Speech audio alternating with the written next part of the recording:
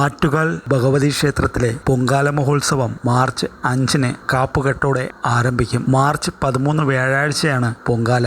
രാവിലെ 10:15-ന് പണ്ടാര അടുപ്പിൽ തീപകരും. ഉച്ചയ്ക്ക് 1:15-ന് ആണ് നിവേദ്യം. ഇത്തവണ കുത്തിയോട്ട നേർച്ചയ്ക്കായി രജിസ്റ്റർ ചെയ്തത് 592 കുട്ടികൾ എന്നാണ് റിപ്പോർട്ട്. ശുചിത്വ മിഷന്റെ പൊങ്കാലയുടെ മോട്ടോ ശുചിത്വ പൊങ്കാല പുണ്യ പൊങ്കാല എന്നതാണ്. ലൈസൻസ് ഉള്ളവർക്ക് മാത്രമേ ക്ഷേത്ര പരിസരത്ത് കട നടത്താൻ അനുമതി നൽകുകയുള്ളൂ. ഉത്സവം നടക്കുന്ന ദിവസങ്ങളിലെല്ലാം ഭക്ഷ്യസുരക്ഷാ ഉദ്യോഗസ്ഥരുടെ പരിശോധന ഉണ്ടാകും. പൊങ്കാലയ്ക്ക് വരുന്നവർ സ്റ്റീൽ പ്ലേറ്റും കപ്പും കൊണ്ടുവരണം. ബണ്ട് റോഡിൽ 4 മൈതാനങ്ങൾ വാഹനങ്ങൾ നിർത്തിയിടാൻ വേണ്ടി സജ്ജീകരിച്ചിട്ടുണ്ട്.